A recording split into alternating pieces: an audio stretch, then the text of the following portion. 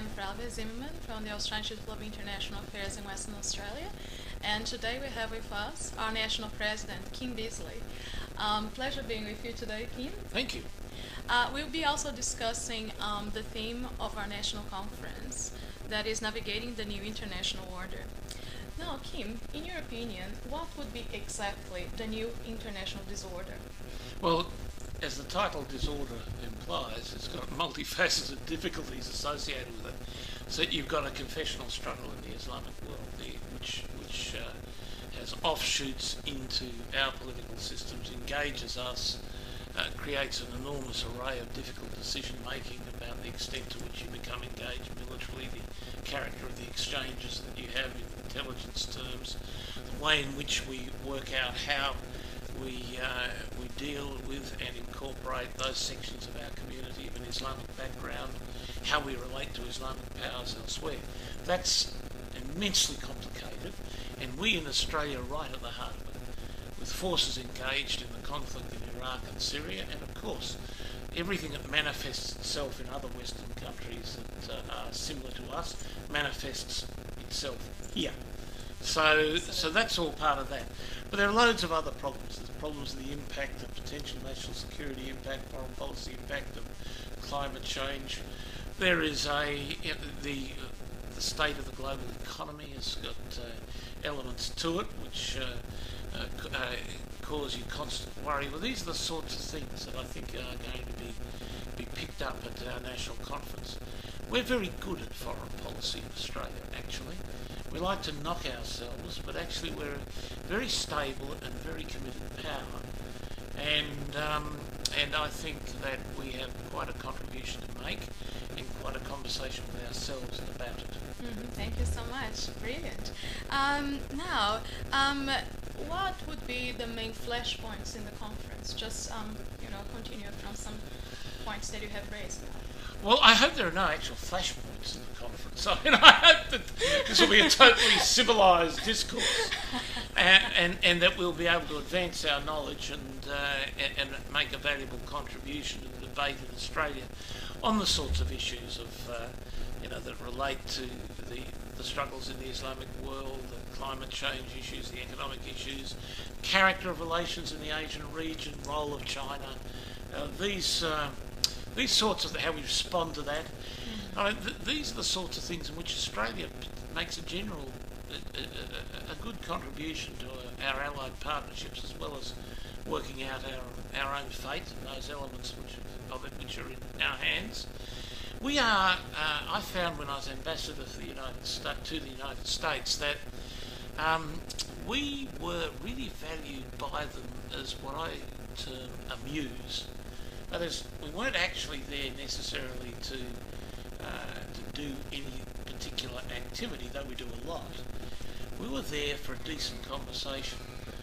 We were there as a bunch of people in the US could bounce ideas off American statesmen, politicians, and the like, could bounce ideas off and say, is that the right track, or is another track better? They could have that conversation with us as well as they could have it with anyone else in the globe. That's wonderful. Now, just continue some points raised about the U.S. political environment and current political trends towards the American presidency. How do you think a possible Trump presidency could promote international disorder? Look, I can't think of any American presidential election in my lifetime where the course of action that would be pursued by one administration as opposed to another would have so much potential impact on not just our relationship with the United States, but the whole structure of the Western alliance system. If Hillary Clinton were to be elected, then in that area probably there'd not be much change, and this time next year we'd be saying what was all the fuss about.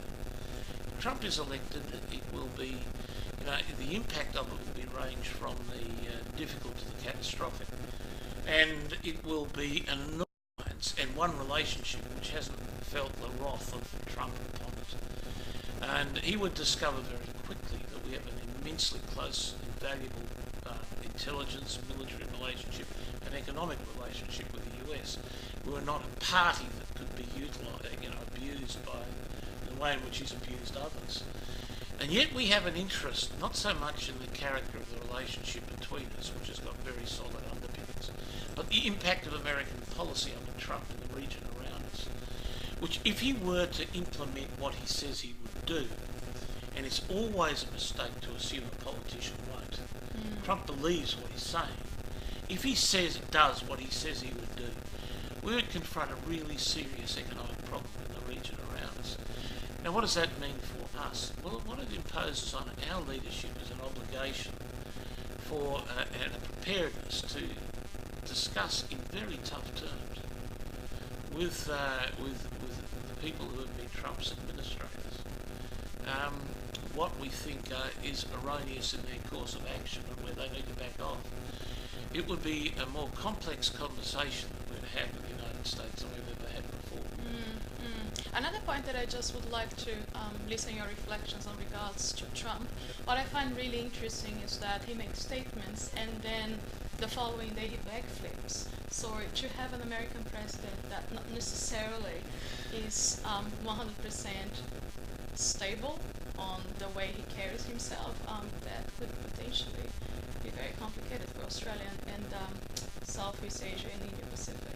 He sort of backflips and backflips. So he makes an outrageous statement, he backflips on the statement, and then he reiterates the statement.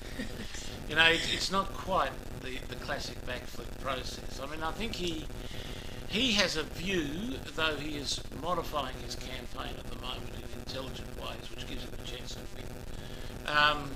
But he is of the view, I think, that his extremity serves his political base. He may have reached a point where they are now so rusted on, particularly white working class Americans, so rusted onto him, that he can actually afford to pause and appear reasonable.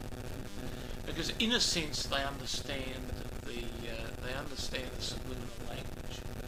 They understand what Trump really means. But now they're prepared to understand that he needs ice to skate on. So they will probably give him ice to skate on in a way that allows him to moderate when presenting to the rest of the American electorate. We're in a very dangerous position now, with him having a real chance. Sorry.